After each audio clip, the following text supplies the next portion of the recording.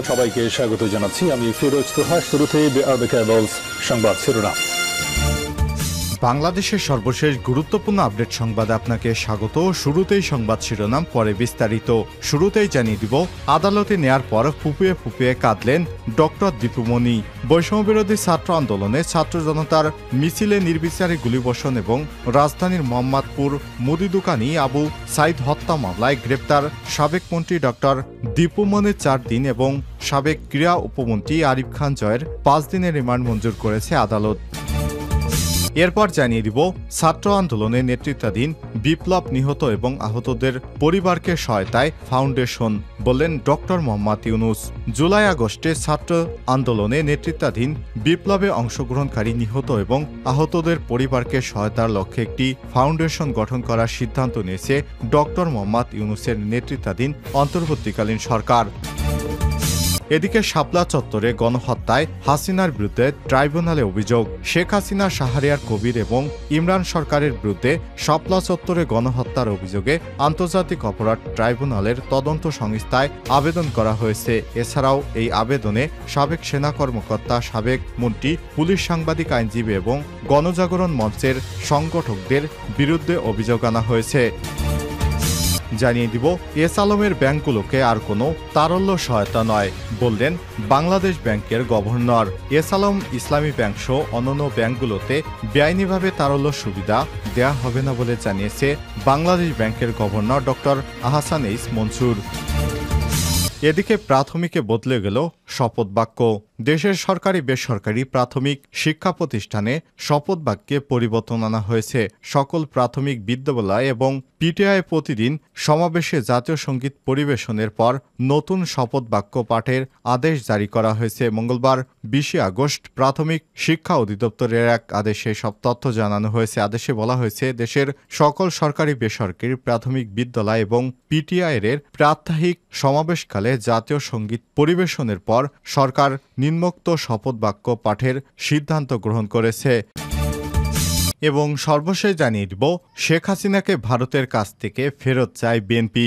সাবেক প্রধানমন্ত্রী শেখ হাসিনাকে ভারতের আশ্রয় নেয়ার পর এবার ভারত থেকে বিএনপির নেতাকর্মীরা ফেরত চায়। সাবেক প্রধানমন্ত্রী শেখ হাসিনাকে ভারত আশ্রয় দিতে তাদের গণতন্ত্রের প্রতিজ্ঞা ভঙ্গ করেছে বলে মন্তব্য করেছেন বিএনপির মহাসচিব মির্জা ফখরুল ইসলাম আলমগীর। অবিলম্বে শেখ হাসিনাকে ফেরত দেওয়ার জন্য ভারত সরকারের কাছে আহ্বান জানিয়েছেন তিনি বলেছেন, ছাত্র জনতার বিপ্লবের মধ্য দিয়ে ফ্যাসিবাদী সাবেক প্রধানমন্ত্রী শেখ হাসিনা দেশ ছেড়েছেন। দুর্ভাগ্যজনক, আমাদের পাশের দেশ তাকে আশ্রয় দিয়েছে। সেখান থেকে হাসিনা বাংলাদেশের বিজয়কে নস্যাৎ করার ষড়যন্ত্র করছে। এই ষড়যন্ত্র রুখে দিতে হবে। এ সময় বিএনপির নেতাকর্মীরা বলেন, ভারত থেকে শেখ হাসিনাকে ফেরত আনতে চাই। প্রিয় দর্শক, এতক্ষণ শুনছিলেন সংবাদ শিরোনাম, এবারে বিস্তারিত। তবে তার আগে বন্ধুরা, অনুরোধ থাকবে এই সংবাদটিতে একটি লাইক দিন। এই চ্যানেলে আপনি নতুন হয়ে থাকলে আমাদের সংবাদটি দেখতে দেখতে চ্যানেলটি সাবস্ক্রাইব করে রাখুন, যাতে করে বন্ধুরা আমাদের পরবর্তী লেটেস্ট আপডেট সংবাদগুলো সবার আগে আপনার কাছে পৌঁছে যায়। কমেন্ট করে আপনার মূল্যবান মতামত জানিয়ে দিন আপনি বিশ্বের কোন দেশ থেকে আমাদের সংবাদটি দেখছেন এবং শুনছেন। আদালতে নেয়ার পর ফুপিয়ে ফুপিয়ে কাঁদলেন দীপুমণি। বৈষম্যবিরোধী ছাত্র আন্দোলনে ছাত্র জনতার মিছিলে নির্বিচারে গুলিবর্ষণে রাজধানীর মোহাম্মদপুরে মুদি দোকানি আবু সাইদ হত্যা মামলায় গ্রেপ্তার সাবেক মন্ত্রী ডক্টর দীপুমণির 4 দিন এবং সাবেক ক্রীড়া উপমন্ত্রী আরিফ খান জয়ের 5 দিনের রিমান্ড মঞ্জুর করেছে আদালত। মঙ্গলবার 20 আগস্ট মামলার সুষ্ঠু তদন্তের স্বার্থে তাদের 10 দিনের রিমান্ডে নিতে আবেদন করে তদন্ত কর্মকর্তা মোহাম্মদপুর থানার পরিদর্শক তোফাজ্জল হোসেন। শুনানি শেষে ঢাকার অতিরিক্ত চিফ মেট্রোপলিটন ম্যাজিস্ট্রেট সুলতান সোহাগ উদ্দিনের আদালত তাদের এই রিমান্ড মঞ্জুর করে। এর আগে আদালতের ডাকে উঠানোর পর দীপুমণি একপাশে গিয়ে মাথা নিচু করে দাঁড়িয়ে থাকেন। এ সময় আইনজীবীরা চোর চোর, ফাঁসি চাই বলে চিৎকার করেন। এক পর্যায়ে দীপুমণি ফুপিয়ে ফুপিয়ে কাঁদতে থাকেন। তখন আইনজীবীরা স্লোগান দিতে থাকেন। এদিন আসামি পক্ষের আইনজীবী তাদের রিমান্ড বাতিল এবং জামিন চেয়ে আবেদন করে। এজলাসে আসামিদের ডেকে ওঠানোর পর কারো হাতে হাতকড়া না থাকায় বিএনপিপন্থী আইনজীবীরা আসামিদের হাতকড়া পরানোর জন্য চিৎকার করতে থাকেন। এরপর আসামি জয়কে হাতকড়া পরানো হয়।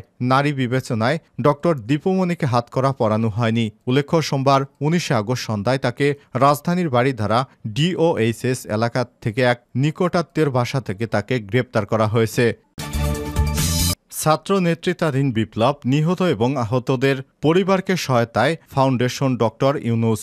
জুলাই আগস্টে ছাত্র নেতৃত্বাধীন বিপ্লবে অংশগ্রহণকারী নিহত এবং আহতদের পরিবারকে সহায়তার লক্ষ্যে একটি ফাউন্ডেশন গঠন করার সিদ্ধান্ত নিয়েছে ডক্টর মোহাম্মদ ইউনূসের নেতৃত্বাধীন অন্তর্বর্তীকালীন সরকার। মঙ্গলবার 20 আগস্ট প্রধান উপদেষ্টা প্রেস সচিব শফিকুল আলম স্বাক্ষরিত এক বিজ্ঞপ্তিতে সব তথ্য জানানো হয়েছে। প্রধান উপদেষ্টা অধ্যাপক মোহাম্মদ ইউনূস ফাউন্ডেশনের প্রধান হবেন, যাতে পরবর্তী অন্তর্বর্তী সরকারের বেশ কয়েকজন উপদেষ্টা, ছাত্র প্রতিনিধি এবং নিহত আহতদের পরিবারের সদস্যরা অন্তর্ভুক্ত থাকবেন। খুব শীঘ্রই ফাউন্ডেশনের কার্যপ্রণালী ঘোষণা করা হবে।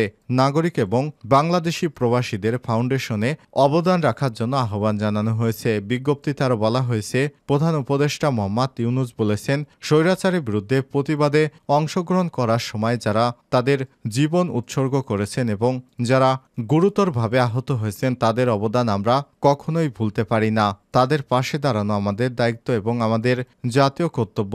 যত তাড়াতাড়ি সম্ভব আহত এবং নিহতদের পরিবারের দেখভালের জন্য যা যা করা দরকার আমরা তা করব।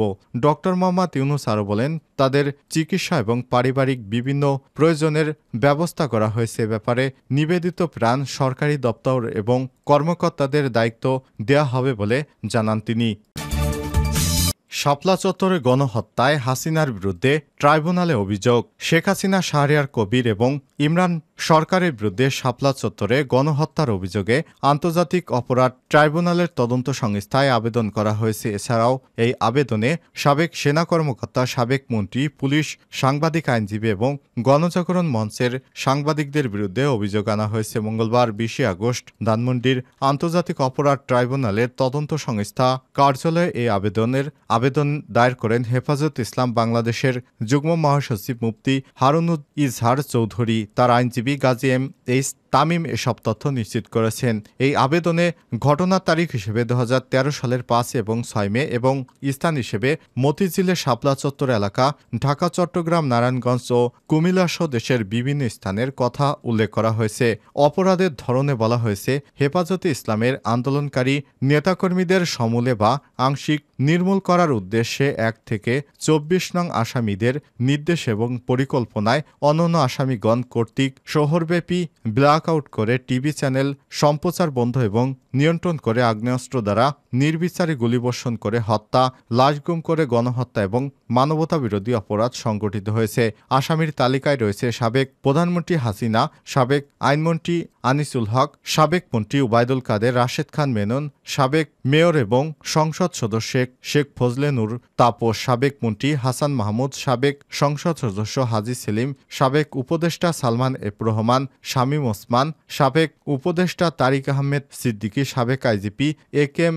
শহীদুল হক, বেনজির আহমেদ রেবের, সাবেক অতিরিক্ত পরিচালক জিয়াউল আহসান, সাবেক ডিবি প্রধান হারুনুর রশিদ, সাবেক পুলিশ কর্মকর্তা বিপ্লব কুমার, ঘাতক দালাল নির্মূল কমিটির সভাপতি শাহরিয়ার কবির, সদস্য মুনতাসির মামুন, তুরিন আফরোজ, গণজাগরণ মঞ্চের মুখপাত্র ইমরানের সরকার। এছাড়াও এই তালিকায় রয়েছে 71 টিভির এমডি মোজাম্মেল হক বাবু, সময় টিভির আহমেদ জুবায়ের, এবি নিউজের সুভাষ সিং রায়, সাবেক প্রধানমন্ত্রীর প্রেস সচিব এবং দৈনিক আমাদের নতুন সময়ের নাইমুল ইসলাম খান, বিজিবির সাবেক ডিজি এবং সাবেক সেনা প্রধান আজিজ আহমেদ, গোয়েন্দা সংস্থা NSI-এর সাবেক ডিজি এম মঞ্জুর আহমেদ সহ অজ্ঞাতনামা কতিপয় মন্ত্রী, প্রতিমন্ত্রী, সংসদ সদস্য, কতিপয় বিজিবি, র্যাব, পুলিশ সদস্য এবং তৎকালীন কয়েকটি ইলেকট্রিক এবং প্রিন্ট মিডিয়ার নীতি নির্ধারক।